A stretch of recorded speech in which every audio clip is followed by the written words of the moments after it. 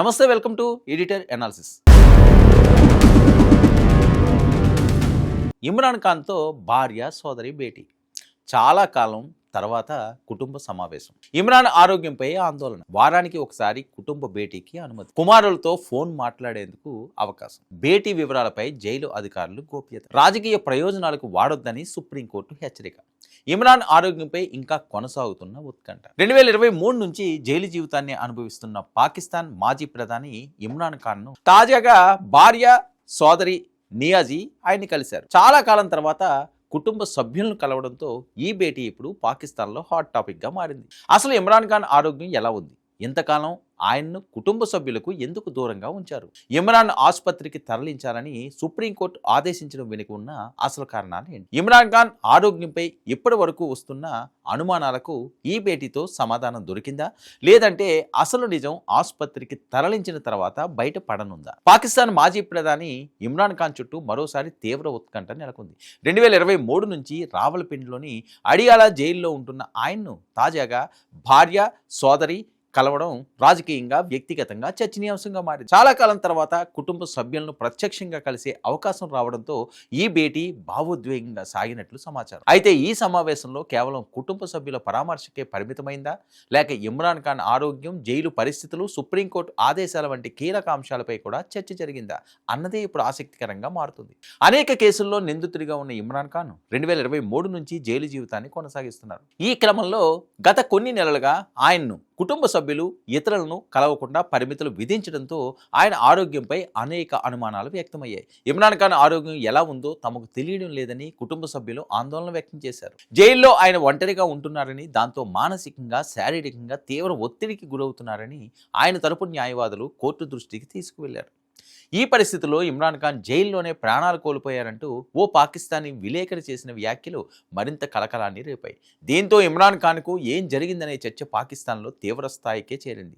ఆయన ఆరోగ్యంపై స్పష్టత ఇవ్వాలని పాకిస్తాన్ తెహ్రీక్ ఈ ఇన్సాఫ్ పార్టీ డిమాండ్ కూడా చేసింది.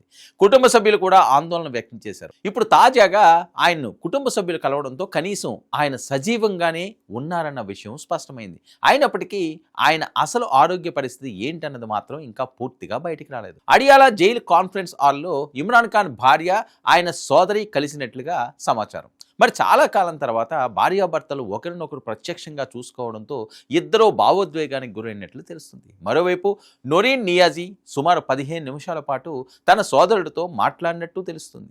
మరి ఈ సమయంలో ప్రధానంగా ఆయన ఆరోగ్యం గురించి చర్చ జరిగినట్లు చెబుతున్నారు. ఇక్కడే మరో కీలకమైన అంశం తెరపైకి వచ్చింది. ఇమ్రాన్ ఖాన్కు వైద్య పరీక్షలు నిర్వహించేందుకు ఆయన్ను షిఫా ఇంటర్నేషనల్ హాస్పిటల్కు తరలించాలన్న సుప్రీంకోర్టు ఆదేశాల గురించి నౌరీన్ నియాజీ తన సోదరుడికి వివరించినట్లు తెలుస్తుంది. అంటే కుటుంబ సభ్యులతో జరిగిన ఈ సమావేశంలో కేవలం వ్యక్తిగత విషయాలే కాకుండా ఆయన వైద్య పరిస్థితి, ఆసుపత్రికి తరలింపు, కోర్టు ఆదేశాలు వంటి అంశాలు కూడా చర్చకు వచ్చినట్లు అర్థమవుతుంది.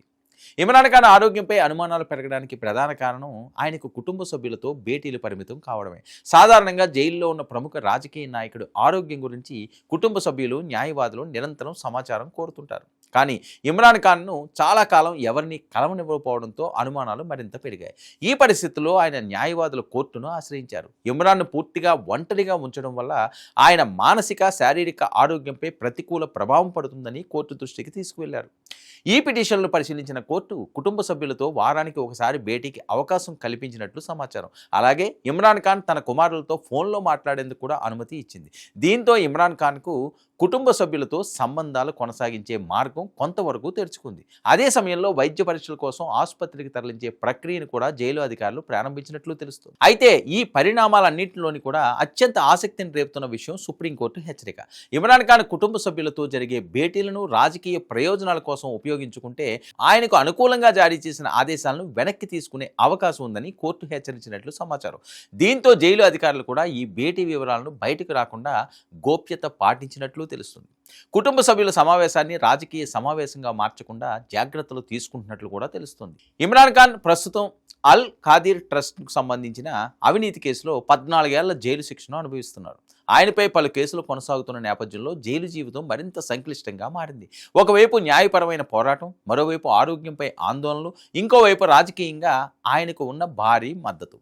ఈ 3 అంశాలు ఇమ్రాన్ ఖాన్ పరిస్థితిని అత్యంత సున్నితంగా మార్చాయి. మరి ఇదే సమయంలో అడియాలా జైల్లోనే ఉన్న ఇమ్రాన్ ఖాన్ భార్య, తన పిల్లలు, వదిన్ను కలిసినట్లు ఇప్పుడు తెలుస్తుంది. ఇక భార్య మొదటి వివాహం ద్వారా 2 పిల్లలు ఉన్నారు.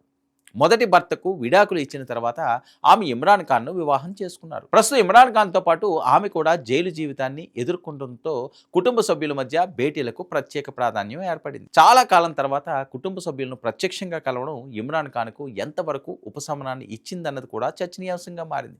ముఖ్యంగా ఆయన ఆరోగ్యంపై కుటుంబ సభ్యులు ఆందోళన వ్యక్తం చేస్తున్న నేపథ్యంలో ఆసుపత్రికి తరలించిన తర్వాత వైద్య పరీక్షల్లో ఏం తేలుతుందన్నది ఇప్పుడు కీలకంగా మారింది.